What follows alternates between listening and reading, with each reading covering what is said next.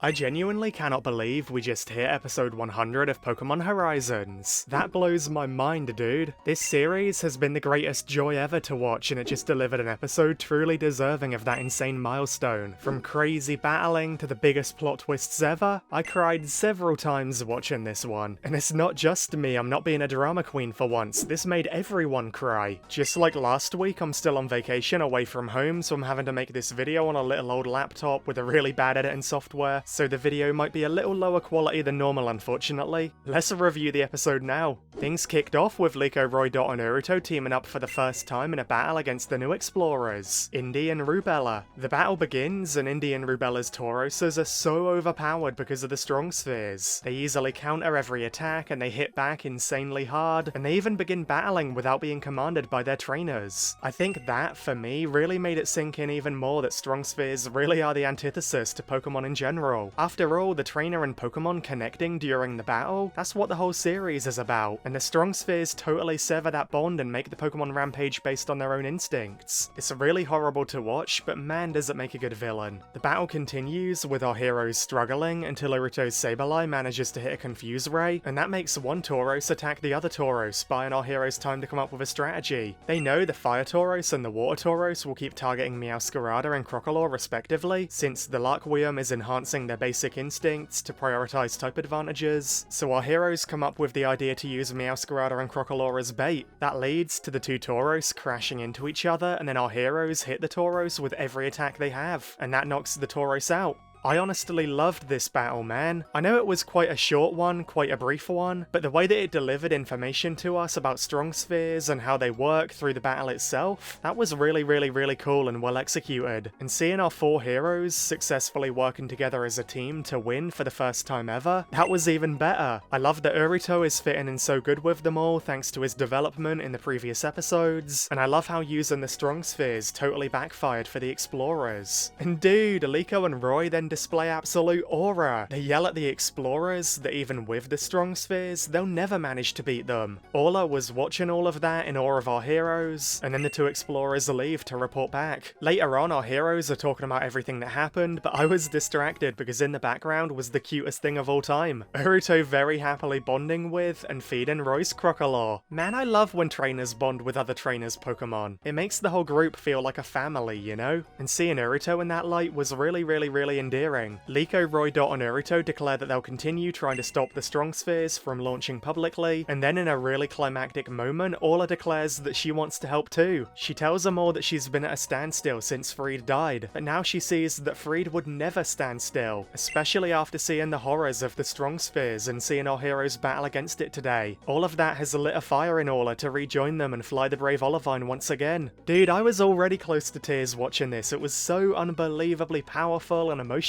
but then Liko dashing to Orla and hugging her tight, that actually got the tears flowing. I can't help but feel like Orla has been kind of neglected compared to the other Rise and Volt tacklers so far. For the first few arcs, she never really got big episodes or focus at all. She was always just kind of there. But these past two episodes are leading to this incredible moment. That makes up for all of it, dude. These were such fantastic episodes for her character, showing her in such a human, real light, you know? Orla's incredible, and I love how happy Liko is to be by her side again. It's kind of like a little sister, big sister vibe. So our heroes spend the next few days getting the brave Olivine airship in peak condition again, and this entire sequence brought me to happy tears once again. Just seeing our heroes so hopeful and excited and optimistic after so long, that makes me feel the exact same thing. The brave Olivine airship is ready to take flight once again, and then Molly and Murdoch arrive too. They've had time to rethink everything after reuniting with our heroes, and now they want to rejoin the team as well. This feels especially significant for Molly because this time she has her family's approval to run away from the Pokemon Center. They want her to go and pursue her dreams. Man, I love all these callbacks and full circle moments. And then it's revealed that Ludlow has been on the airship all along too. He says that he felt the brave Olivine calling to him to set sail, since it was his ship originally. That's exactly what I predicted in my video last week, and seeing it come true put a huge smile on my face. I do kind of wish we could have seen how Ludlow has been coping for the past year after Friede's supposed death, since he was basically Friede's mentor, but I'm sure Ludlow is old enough to have been through so many things that he can probably handle it better than most. Orla, Molly, Murdoch and Ludlow then tell our young heroes that this is their rising Volt Tacklers now. Liko, Roy and Dot are the ones who got them all back together, so now the older ones ask if they can rejoin their team. Our heroes are in absolute awe and they excitedly accept them as part of the team. And this was such a beautiful, perfect passing of the torch moment. Seeing Liko, Roy and Dot going from being the newbies of the team at the beginning of Horizons, to now owning the team, to it being their team, man, that feels good, and it's all thanks to their growth and their resolve. Now it's time for them to lead. Naruto declares that he'll join the team too in a very comedic moment, and then everybody returns to their stations. But when Dot gets the Rising Volt Tacklers app up and running again for the first time in a year, she finds an unknown voice message from a month ago. Someone unknown sent them a message. Our heroes all gather together to listen to it, and I can't believe I'm about to say this. They play the voice message, and the voice on the other side of it,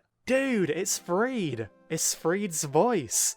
Our heroes are absolutely stunned, understandably so. They play the voice message, and in it, Friede tells them that him and Charizard are alive. They've had to hide for the past year because the Explorers have been pursuing them. Friede then says that he's on a mission to stop the Laqua and that he'll see them all again someday.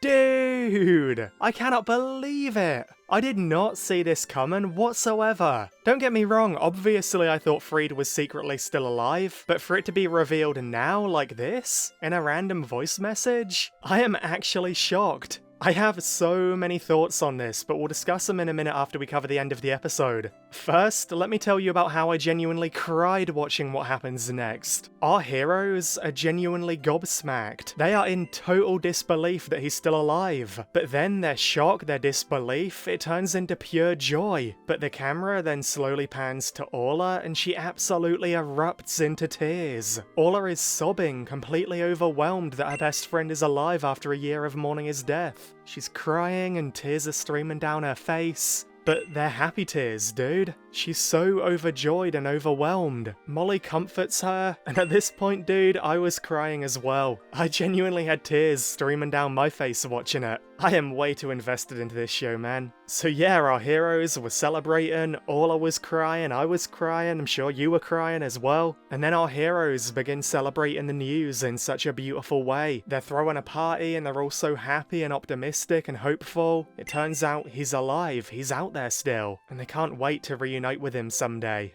Dude, it's kinda bringing me to tears even talking about it now. Then the first original Pokémon Horizons opening theme plays, and the brave Olivine airship flies into the sky for the first time in a year. Our heroes are so excited and they're all together, and then they do the iconic Rising Volt Tacklers hand gesture as a family. They really are the Rising Volt Tacklers once more. What a perfect moment. But where good rises, so must evil. Because meanwhile, Spinel is told by Indy and Rubella about the Rising Volt Tacklers reforming, and then Spinel vows to crush them once again. Dude, Spinel's aura is insane. He's genuinely so menacing and such a great villain. Even just hearing his little monologues gives me the shivers, because we know he actually backs it up. I'm genuinely scared thinking about how he could possibly top turning the whole world against our heroes. Overall, this episode brought me to tears more times than I can even count. What a truly special and climactic episode 100 that was. I didn't expect it to be that phenomenal, and it seems everyone agrees. From our heroes getting back together, to the Friede being alive reveal, to Urito's endearing antics, I've seen nothing but praise and admiration for this episode in the community. This really was everything, and I can't wait to see where the story goes now that the Rising Volt Tacklers are back together, and now that we know Friede is alive. And on that topic, let's talk about Friede being alive. We all expected it deep down, and I'm sure the moment made us all cry. It was so heartfelt and emotional, and it hit so hard after this arc had such a dark cloud of Friede's death looming over everything. Let me make it clear that I genuinely did love that entire sequence. The reveal was amazing, and I understand why the writers wanted to do it here, since it's the big episode 100. But a part of me is left wondering whether this was the right moment or the right way to reveal that Friede is alive. I totally understand that it gives our heroes so much joy and positivity, and it'll fuel them for the rest of the series until we see Friede again, and that's amazing. I do get why they did it this way, and they executed that perfectly, to be fair. I thought it was awesome. But I also really loved the idea of our heroes continuing to push forwards as a team without knowing Friede was alive too. I feel like that would have made everything feel way more significant. Seeing our heroes continuing to fight in honor of Friede, seeing Roy continuing to grow into being the new Friede, everything everything I just said, that entire dynamic, that entire motivation, it kinda feels like it might have been cut short by Friede's survival being revealed so soon. It could have driven the plot for much longer in my opinion. And then we could have had some amazing crazy moment later in the series where Friede suddenly arrives in person to save everyone, revealing that he's alive and feeling even more triumphant and emotional. That would have been so cool, dude. I don't know, I just kinda feel like leaving Friede's status unknown for even longer, that could have added even more weight and even more consequences to the whole time skip and what happened in Laqua. But I am still really excited for the approach the writers took. If they continue to execute it as greatly as this episode was, then it could end up being the best thing ever. Only time will tell. I've seen some people theorizing that maybe that wasn't Friede's voice, maybe Spinel did some weird AI deepfake technology to clone his voice and trick everyone, but to me that theory doesn't really make any sense. Yeah, it would be cool for the show to tackle a topic like that, but I don't get why Spinel would want to give the Ryzen Volt tacklers the fuel and the positivity to keep fighting. Surely he would want to do the opposite, you know? He didn't even know they were reforming until this episode. I'm not sure how or why he would have faked Friede's voice a whole month ago without knowing what happened in this episode, but who knows? It is an interesting theory. So let me know your thoughts on the big episode 100 below, and be sure to like and subscribe if you enjoyed my review, that would really help me out a lot. Come join a Discord server or become a channel member like these absolute legends. You can do that using the links in the description. Anyway, thank you all so much for watching, and best wishes until we meet again!